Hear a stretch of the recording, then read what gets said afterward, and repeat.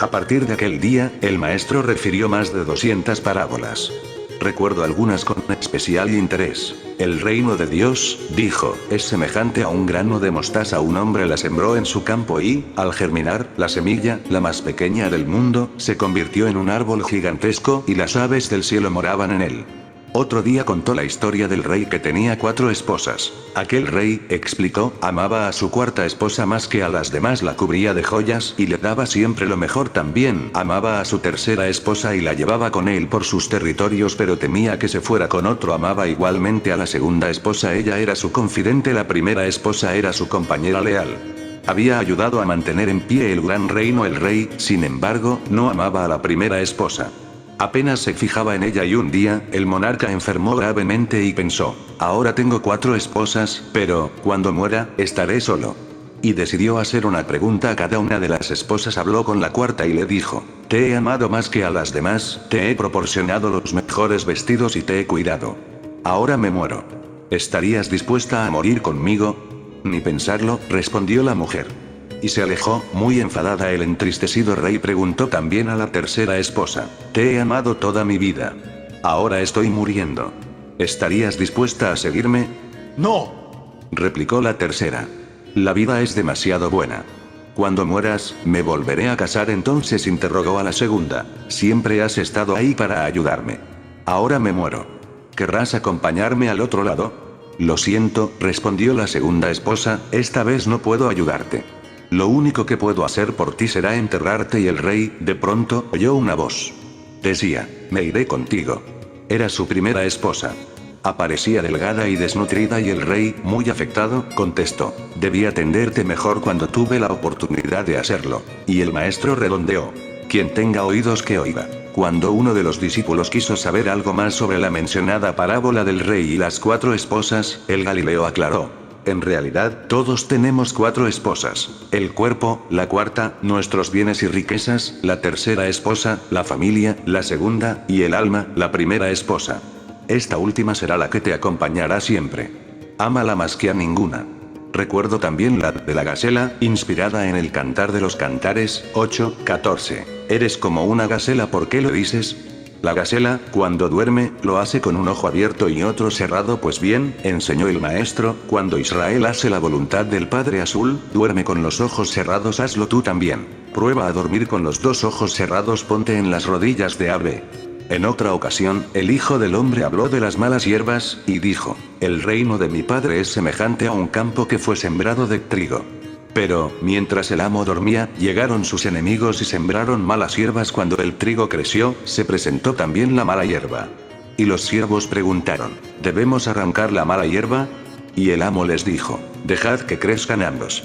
Cuando llegue la cosecha, ordenaré que aparten a uno de otra. La mala hierba será quemada y el trigo guardado en el granero. También me interesó la parábola de las copas, igualmente inspirada en el Talmud. Esto fue lo que dijo el maestro. Hubo un gran rey, tenían una extraordinaria colección de copas y pensaba así, si pongo agua caliente en las copas de cristal, terminan estallando. Si pongo agua helada, las copas se mellan, ¿qué debo hacer? Y mezcló el agua caliente con la fría y llenó sus delicadas copas, ninguna resultó dañada. Quien tenga oídos que oiga. Tomás no entendió y solicitó una aclaración. Estas fueron las palabras del Galileo. Si el Padre Azul hubiera creado el mundo bajo el control de la misericordia, el pecado y la injusticia lo habrían dominado. Si lo hubiera hecho bajo la estricta mirada de la justicia, el mundo terminaría pereciendo. Es por ello que decidió mezclar misericordia y justicia. Por eso el mundo continúa. El reino de los cielos, prosiguió el maestro en otra ocasión, es semejante a la red de un pescador. Se echa a la mar y recoge toda clase de peces. Una vez en tierra, los pescadores se sientan y proceden a escoger los peces interesantes, son conservados en tinajas y los malos arrojados al agua. Un día habló de un rey. Y explicó ante la maravillada concurrencia. Aquel rey tenía un campo y quiso entregárselo a los agricultores para que lo labraran. Llamó a uno y le preguntó, ¿quieres ocuparte de este campo? Pero el hombre se negó, argumentando que el trabajo era muy duro, y por allí fueron pasando otros labradores. Todos rehusaron el trabajo, y con idénticas palabras llamó por último a un quinto felá y le hizo la misma pregunta. Y el agricultor respondió que sí, que tomaba el trabajo, recibió el campo, pero no lo labró. Y el rabí preguntó al gentío, ¿qué debería hacer el rey? ¿Debería enojarse contra el quinto labrador o contra los 4 primeros? Las preguntas quedaron en el aire. Y cada cual sacó sus propias conclusiones, si pudo. Un rey tenía un jardín, planteó Jesús ese mismo día. Y empleó a 2 jardineros, uno se dedicó a plantar árboles, pero terminaba cortándolos, el otro, simplemente, descansaba todo el tiempo. ¿Qué debería hacer ese rey? Alguien, entre la multitud, gritó: castigar al primero, como dice Isaías. Y el maestro replicó: el Padre Azul no castigaría a ninguno de los 2. Dios no está para premiar o castigar. Está para algo más importante. Y remató, ante la sorpresa de la gente: el que tenga oídos que oiga. Casi todas sus parábolas hacían alusión al reino invisible y alado. El reino de AB, aseguró, es semejante a un mercader que busca perlas finas y de gran belleza y un día encuentra una de enorme valor. ¿Qué hace el mercader? Vende todo lo que tiene y compra la hermosa perla. Otra mañana, junto al Yam, habló así: un rey tenía un campo y contrató a varios felá, campesinos, para que cultivaran el jardín, y el rey se escondió para ver cómo trabajaban. Cuando terminó el trabajo, los fue llamando y preguntó: ¿bajo qué árbol trabajaste tú? Y él respondió: bajo este, era un pimiento. Y el rey abonó la paga del felá, 1 denario, y llegó el segundo. ¿Bajo qué árbol trabajaste tú? Preguntó el rey: bajo este. Era un árbol de flores blancas.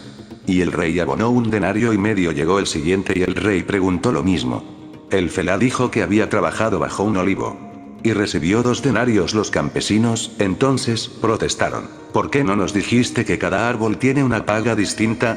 Y el rey contestó: si lo hubiera dicho, nadie habría trabajado. En otra oportunidad, el maestro contó la parábola del tesoro. El reino invisible y alado, dijo, es como un tesoro enterrado. El felá que trabaja la tierra da con él y, feliz, vende cuanto tiene para poder comprar el terreno y quedarse con el tesoro.